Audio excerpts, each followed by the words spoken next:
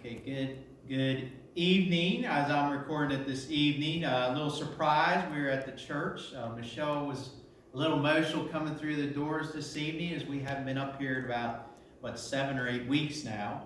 So it has been a little bit of time. So I decided, hey, let's come up here and film this evening. And so hopefully everybody will get joy, get a little more excitement going back to be getting, hopefully, Lord willing, soon back in the church on a regular Sunday morning basis. I know a lot of the stuff right now, our programs will be done, the kids' programs will be done anyway for the year, but we still want to get back into church and have a good time and enjoy each other's fellowship. So I just thank you for being here today and showing up and enjoy the time of day. So I got some announcements, but I'm going to wait off to the end. We'll go ahead and get right into this week's devotional, sermon, I don't know what you really want to call it, but what we've been doing the last few weeks. I will say one thing before I forget. Next week's Mother's Day, and Tim will be speaking next week as he enjoys doing Mother's Day, and I'll offer that to him. He said, oh yeah, I really like it, so we look forward to that. And I appreciate last Thursday night the music he did. That was a blessing to not only us, but other people who commented how they enjoy that, so we really enjoyed it. So during this time of craziness and everything, we have been able to really enjoy worshiping in a different way than we've used to. But it has been a nice way. I think it's been really enjoyable. And some people that don't, usually go to church on a regular basis have been able to hear the messages or the worship time like he did Thursday night. So I just pray God continues to lead our country and us and the church in different directions as we go forward for this upcoming year. And hopefully, like I said, soon we will get back into church. So today's, whatever you want to call it, is called Dysfunctional Family. Just a crazy thing. My sister loves to use that word all the time, dysfunctional family. And if we really look at our own families, we all have a little bit of dysfunction in our family. There's no perfect family. We all have a little bit of, what's the right word? We each individually have our own little quirks we do that probably get on people's nerves. As we're in a tight setting right now, maybe 1,000 to 3,000 square foot house, probably we're all somewhere in that way. No matter if it's bigger or smaller, we all probably at one time or the other got on each other's nerves a little bit during this time. And so it's interesting, and we all have our little things. We all have our crazy aunts, sometimes. We all have our cousin Eddies in the family.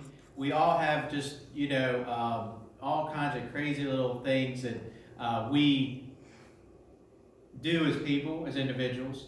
But that's what makes a family so neat, is even if we have our little quirks that we do, we can come together and love each other. And I say family. Now, when I say family, a lot of times people think, we always think of traditional, husband, wife, kids. But let's look at the household at this time. Because, for me and Michelle, we're empty nesters. And you have people with newlyweds, you have the, kids, we have widowers, we have people that are single by themselves, right now. So this is more or less for a household and things like that. But each dysfunctional family, we all have our quirks, and as I was preparing this, and I've heard several people say, we can't wait to get on vacation. We're all going to go. I've heard several people say we're all going to go on our own vacations this year, families, after spending, almost 2 months together in close quarters. But it can also be a good time, this time. And that's what I'm going to talk about today. I was thinking about quirks, and Michelle get this, and Paula as well. Is my sister-in-law, Pam. It was funny. She hated people chewing anything that was real loud. And you could chew cotton from away across a 30-foot room, and she would swear she'd hear that. And so those kind of little quirks that we do, they can cause a little bit of trouble sometimes and get on people's nerves. And Satan will use that. I'll mention that here in a second. But it just shows each of us are flawed, and we all have our weaknesses and things that we do. But we shouldn't allow those tendencies, those quirks or everything to break up and cause a dysfunctional family. And Satan wants to use our dysfunction to destroy our families. And that's what his, we're going to look at the original dysfunction family here in a little bit. Adam and Eve. I don't know what their last names are, but Adam and Eve, and that's in Genesis. But Satan, ever since that time, has always wanted to destroy the family. What's the first institution that God put into place? The family. So how important is that? It's very important in our society. And if God did that first, that's the reason Satan is always trying to take and destroy a family. And he wants to take any kind of little dysfunctions and everything and blow them way out of proportion to destroy that family. So as we have this time together, we'll look over that. But the family is a very important part of the church as well. If you have good, solid core, good, solid families in church, the church is going to prosper. Satan's wanting to destroy that, but at the same time, those families, we come together, we worship together, and we can get a lot of things done for the cause of Christ. But you know what? It all starts with Satan wants us and harm our families and destroy our families. So Genesis chapter 3, verse 6, we're going to start all the way back, Adam and Eve. We're going to go through just a 3-point little thing here this morning. And when the woman saw that the tree was good for food, and that it was pleasant to the eyes, and a tree to be desired to make one wise, she took of the fruit thereof, and did eat, and gave also unto her husband with her, and he did eat. And also, we're going to look at Cain and Abel as well, because if you have a family, you have a husband and wife. Of course, you have the kids, and then we're going to also look at Adam and Eve and their parenting, the 3 points I have this morning. And then we'll also look at Genesis 4, chapter 4, verse 1 through 8. It says, And Adam knew Eve his wife, and she conceived and bare Cain, and said, I have gotten a man from the Lord. And she again bare his brother Abel, and Abel was a keeper of sheep, but Cain was a tiller of the ground. And in process of time it came to pass that Cain brought of the fruit of the ground an offering of the Lord. And Abel he also brought of the firstlings of his flock, and of the fat thereof. And the Lord had respect unto Abel and to his offering. But unto Cain and to his offering he had not respect. And Cain was very wroth, and his countenance fell. And the Lord said unto Cain, Why art thou wroth? Why is thy countenance fallen? If thou doest well, shalt thou not be accepted? And if thou doest not well, sin lieth at the door. And unto thee shall be his desire, and thou shalt rule over him. And Cain talked with Abel his brother. And it came to pass, when they were in the field, that Cain rose up against Abel his brother, and slew him. So we're going to look at just three different points, 3 different aspects of the family today. The first one I want to talk about is Adam and Eve. And just 3 points with each of them. We need to, as husband and wife, Adam and Eve, as husband and wife, it's very important our relationship with each other. And there's certain things, and the first thing I have here is we need to leave things go. As your marriage goes on, things can accumulate if you don't let things go. And what happens is, if you don't address something, the Bible talks about don't let the sun go down on wrath, right? So if you don't let that thing go, so to speak, Satan's going to bring that up at some point when you get a little argument with your spouse, whether it's 5, 10, 15, or 20 years down the road. And so it's always important as a spouse in our relationship is to work through those problems and let them go. It's not always easy. It's not always easy. Poor decisions we made in the past and things like that. Satan will use those things and blow it out of proportion, and then marriage suffer. And I was thinking about this. Just think about Adam and Eve. She said, Adam, take this fruit. So don't you think over time, and I've been thinking about this, don't you think when they would get an argument, Satan would bring that up to Adam and say, remember that time your wife told you should eat this fruit. It's going to make us all these things. Don't you think he would have thrown that up over a bit of time, and every time they got an argument, something like that would come up? Yeah, I'm sure he does. And I'm sure in each of our marriages out there this morning, that there are times that things come up that you try to you want to lay them dormant, you want to put them dormant aside and get rid of that problem. But for some reason, Satan loves to use those things in a marriage.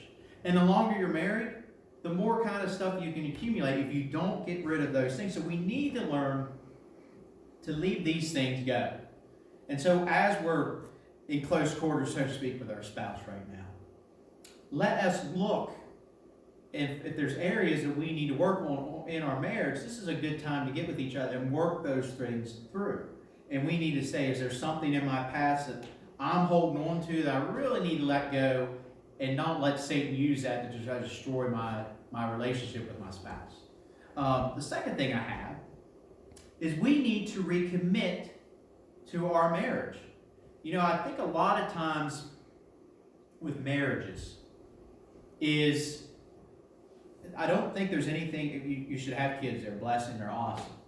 But a lot of times, as time goes and kids get into activities and sports, and I've seen this for years now, kids and everything play sports, there's nothing wrong with that and everything.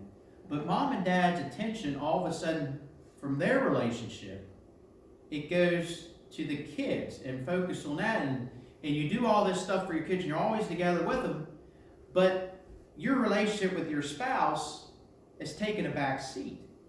And so maybe during this time, you look at that, because nothing's going on unless you're going to Walmart to get toilet paper, or the DG as I call it, or somewhere and you get your supplies and the things you need. There's not a lot of Lowe's. Maybe you're doing a home repair, which we know what that's like, right, Michelle, through this time. But we look at our marriages and say, okay, we're struggling. This is a time to reconnect, recommit to our marriage and say, okay, yes, my kids are important. But maybe say, hey, you know what? After this is all done, let's commit one day a week to doing something. Going out to eat, just the two of us. Going and doing something and taking a ride, going shopping if you like to shop. I'll pass and I'll go to the food afterwards. Go on a date night. We learned that. We started doing that not too long after our kids were born. A little later, I guess, and Cameron was old enough to watch. We really started committing this, but we really need to look at our lives as a marriage, husband and wife, and has Satan got in between our relationship? I think this is a good time as you're with your spouse right now, is to recommit to your marriage. Okay, our kids, and we're going to do our things, because what happens? One day your kids are, and I've seen this so many times, once the kids out of the house, I've seen so many marriages fall apart because for so long they put the focus on the kids. There's nothing wrong. We should take care of our kids. I'll get that here in a second. But the marriage, how we got those kids is a man and woman fell in love and got married. And then you had kids. So recommit. Look at your marriage where it stands now. And recommit to your marriage. If it's went down, if you've gotten away from things, you put focus on other things, maybe it's just not kids, but job and career, whatever. Recommit during this time. Hey, I'm with my spouse now. I'm enjoying this time again. Don't allow Satan to come in between you. So recommit to yourself. Now, the third thing I got for that point, we need to make sure God's first place. Now, people always say, oh yeah, he's first place. But a lot of times, he's not first place. We say he is, but if we really get alone and pray about it, God will show things in our lives that doesn't make him first place. We have to do it as individuals, as a husband and a wife, choose that. But then also to coming together and say, okay, we need to focus. He needs to be the first place. He needs to be the head of our home. And so this is a good time to really say, God, have you been first place in my life? Have I put my kids, my career, activities, whatever the case may be, ahead of you? So this is a time that we can take. And I mentioned family, and it's funny, I told this to when we were cutting Michelle earlier today. I told her I was preaching when we were going to come up here and do this. I was thinking about, literally last message I did 2 weeks ago, literally I think as soon as I done, I walked upstairs, put my Bible away and everything, this message came to me. I'm so focused on family, I'm talking about redo. God kind of led me to, hey, why don't you speak on the family? You're talking about it so much. But we need to make sure God's first place. It's a very important part of our life, is to put him first place in our lives. Now let's look at Cain and Abel. Now, brother and sisters and siblings in different, it can be fun sometimes, ain't it, growing up? And I put that's the first thing in it. We are going to have rough times with siblings. That is the truth. Growing up, it's just something. You pick on each other. I mean, how many of us haven't been picked on from our brothers or sisters or whatever? And sometimes it just drives you nuts. Sometimes we go through rough times. My wife had, two sisters, three of them. Just for me dating, it's weird. They had rough times. They would fight over, well, guess what? What's the main thing? Clothes. You go down there, oh, you took my pants. You took my, that's my shirt. It's funny, but they're rough times that we go through. I'm going to pick on my sister-in-law, Pam, again. She was, asked Michelle and asked Paula. She gave them rough times sometimes. It was hilarious, some of the stuff she did. Looking back, you can look and love that. But it's rough times. Sometimes it's not always easy growing up with your brothers and sisters. But it's an important part. And you know what? From those rough times, hopefully that carries over to adulthood, where you've developed a good relationship with your brothers and sisters. And I think and I was thinking about this, last couple of weeks I've been meditating on this from time to time. As we grow up, sometimes we grow apart. We allow things as brothers and sisters and siblings, allow things to come in between us. Maybe during this time we can reconnect. Maybe if our relationship with our brothers and sisters as we've grown up, has grown apart. Maybe it's not always been the best relationship as adults. Work through that. I think the best thing for us to do, if we've wronged one of our siblings, ask for forgiveness. Put the ball in their court. Say, okay, you know what? I've wronged you. We're not having the relationship that we need to have. But you know what? It's important to me to build this relationship. Family is important. It's very important. And that's the reason Satan always wants to blow up all that dysfunction as growing up as a kid. We have a few kids that come to church and they have siblings now, and enjoy that time. You're going to have some crazy times. Like, I remember that time you did this to me. Remember that time you did that to me. And you look back and you think, man, that was just crazy. But you know what? You love each other. And we overlook even our siblings, each other's faults, and we can enjoy that time. And it's a loving family relationship. Because Satan wants nothing else than see a brother and sister or siblings fighting amongst each other and not be able to serve God the way we need to. And that's what he's always doing. He's trying to attack that. The second thing I have there is overcome the jealousy you may experience. A lot of times, the reason we have rough times as siblings, we get a little jealous of each other. How many times I've heard this? Well, mom and dad love you more than they love me. That you're their favorite. I hear that a lot of times. And, from people, and that's not the case. Hopefully it's not the case.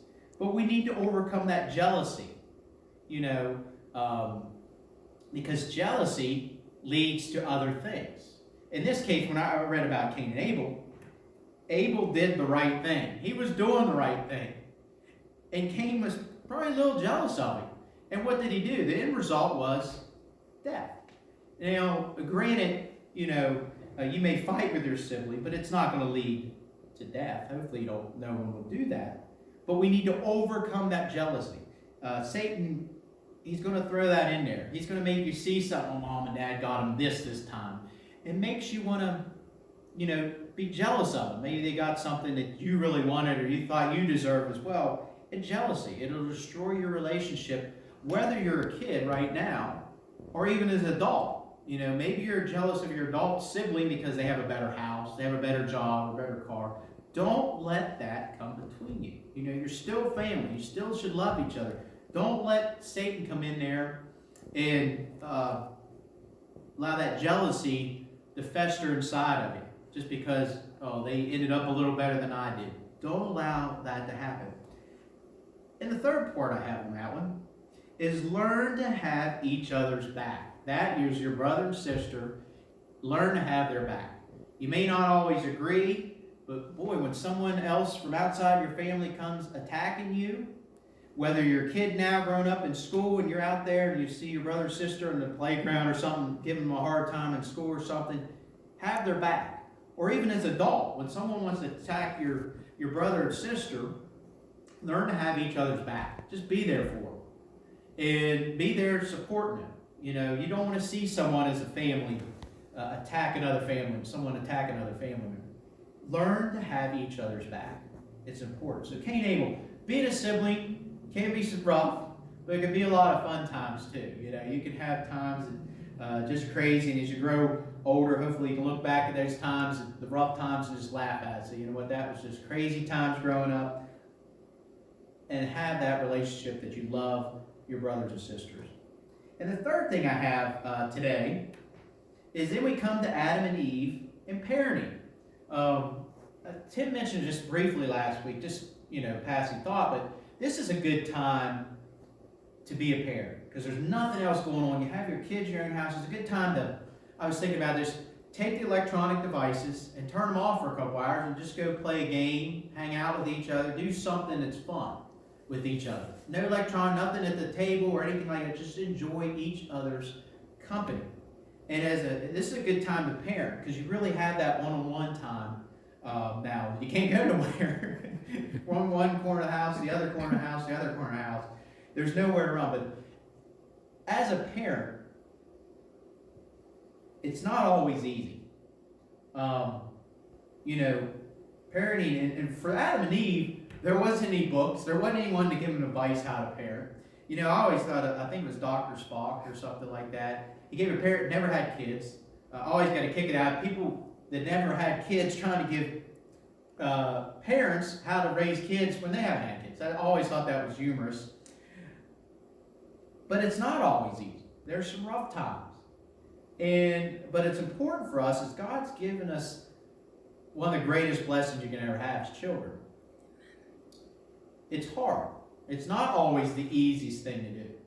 And for me, now that I've raised my kids, it's nice, isn't it? It's great. But as you raise them, hopefully as they get older and they go out on their own, you have that kind of relationship you've established by being the right kind of parent, that they'll come back to you for advice when they're grown up. And I enjoy it now that the kids are out of the house. It is fun. And then you bring more kids back, as the old thing, as grandkids. And you're used to your nice calm. For me, and everybody knows that. I'm a routine person. But when my grandkids come over, it changes everything. It's like, whoa. But I enjoy it. And it's a blessing. So there's three things I wrote down here for Adam and Eve, of parenting, for all of us as parents. The first thing I think is probably the most important thing, is be real with your kids. Be upfront with them. Don't be fake. Kids are funny. They know whether you're real or fake. They adults can get the wool pulled over their eyes, but man, kids just know if you're not real with them. So for us as a parent, it's important for us to be real. Just be upfront with your kids. If they have spiritual questions, Dad, why do we do this? Why do we do this? You can answer them and give them a good answer, and then as they grow older, they respect you more because you've been real. Don't be that Sunday morning, you come into Sunday morning, you're a different person than you are at home. Be the same person whether you're in church on Sunday morning, at the job site, or in the home. Be real with your kids. They just want that. They can smell a phony a mile away. Be real. What's the old line? Do as I say, not as I do. Well, you know what? We need to lead by example. Set the example. Get up every Sunday morning, come to church. Read your Bible. Pray. Follow. Let them see an example. So when they grow up, and it's always cute to see a little kid, see mom and dad reading the Bible, and they bring their little Bible, and they said they don't know what they're reading, but they just sit there beside because they see you praying. It's a good example. Be real with your kids. That is an important thing to do, is just be upfront and be real with them. Tell them the truth. Don't lie to them. This is a line. People are close to me. I always tell when people have babies, I always give them this advice. Enjoy every moment, because it goes fast and it's so quick that you enjoy it. This moment, it seems like forever. It's only been 2 months we've been like this, but some people go, man, it's been forever. 5, 10 years down the road. Enjoy this time that you will be able to parent maybe a little bit more because you're alone with them. And they can look back and say, remember that time we were stuck in because of COVID-19 in 2020 or something like that. Remember that? We just sit around, we played games all the time. We hung out, we did, just had a good time. Enjoy every moment, because the moments pass fast. And so when you have a kid, you enjoy that time. Put your focus on that. Enjoy that time because it goes so fast. That time that God's given you, that moment to be able to teach your children and raise them right, it goes by quickly. So take advantage of those moments. Take advantage of that time that you have. It's very important. And the last thing I have there is encourage kids in everything. Be an encouragement to them. Don't run them down the ground all the time. If they mess up, encourage them. Okay, you messed up this time, but you know what? Next time you're going to do better. Be an encouragement, kids. Kids want to hear. They don't want to be run down the ground. They want to be encouraged. Hey, do this. They call your picture. Hey, that's a great job. It's funny. You look at it, it's like, I don't know what it is. They say it's me, but you look at it and you're like, I don't know what that is. But you encourage them. That's a great job. I love the picture. I'll put it up on the fridge today. Those kind of things. Maybe they play in sports and they could have won the football game with a touchdown. They dropped the pass. Encourage them. That's a rough time. Those kind of things. When they're going through rough times and they mess up, encourage them even if rough. It's easy to encourage when everything's going good. Oh yeah, great job. You had a great game today. Everything like this. Encourage your kids in everything. Always be an encouragement to them. God can help with anything you are having trouble with in your marriage. Anything in the family setting. Your relationship with your kids. Your relationship with your spouse. Whatever, God can help you through this. Just think of this. And that's the reason I wanted these guys as Adam and Eve as a dysfunctional family. Is you don't have many marriages that can say, well, you changed the course of mankind by Eve. They work through that. You don't have many brother killed brother. These are pretty extreme cases. So whatever you're dealing with today, your marriage is not going with it. God can help you overcome that. Get prayer, get counseling, get advice. I think it's as a marriage. Let's look at the marriage part. If there's other Christians out there that's been married for a while and has success, ask them for advice. If you need to go to counseling, go to counseling. Get your marriage right, because there's nothing the devil wants more than to destroy your marriage and use that smallest little dysfunction to make it big and destroy that marriage. And then, you think about Cain and Abel. Those situations as well. He murdered his brother. God can overcome whatever you're dealing with in your marriage. If you're having kid problems, hey, it's hard raising kids. But you know what? There is a benefit. It is a blessing. There's people out there that's, said stuff, what I do, my adult kid has gotten away from God. Well, the Bible does say when he's old, he'll return to it. And so it's key to keep praying. Don't give up. Seek help if you need help. Seek prayer. Seek God. He can overcome anything. I hate to see marriages and families fall apart. It happens. And Satan loves that. I'm sure he gets a kick out of it as soon as someone, marriages, people get divorced. I bet you he loves it. And that's what he wants. But it's really sad as a Christian that Christian families, we have God. We're serving God. But yet we oftentimes don't always put him first place. And we allow things around us to cause a division in our marriage and in our families. So as we go through, and I don't know how much longer this is going to be, take time to work out if you have any outstanding problems in your marriage. If you have problems with your kids, get them addressed as best you can right now. Get together and pray about it. God, we need to seek your will. What do you want to do? How do you want us to handle this problem? We need to get over this. And Satan knows that you need help. And he's going to come in and try to discourage you as well and see that dysfunction. So today, whatever you guys are dealing with, seek God's help through this time. So I'm going to close in a word of prayer, and I'll give a couple of announcements. Dear Lord, we're just thankful for the time that you've given us to be here today. I just pray that this message will be able to reach out to people. If we're just struggling, if Satan's in there trying to destroy our families right now, anyone out there, dear Lord, that you would just help them overcome it, that you give them strength, that they seek the counsel and the things they need to do to get that marriage back on course, dear Lord. And I just pray if people need help, they'll just seek that help. I just pray for the rest of us this week that you would just help encourage us each and every day, that you give us opportunities to do service for you this upcoming week, even if we're in our own homes, some way to be able to minister to others. I just pray for the rest of our lives, dear Lord, you continue to guide and direct. In Jesus' name I pray. Amen. So thank you again for this morning. I did mention last week about Bible school. We sent out a message. We're probably going to move that. We got pretty much everything ready, so I don't know when it's going to happen. It might be August, so just keep praying about that. And another thing I wanted to mention this morning is that, remember Tim in your prayer this week, leading the right sermon for next Sunday. But also, we were talking about maybe doing a drive-up out here in the parking lot.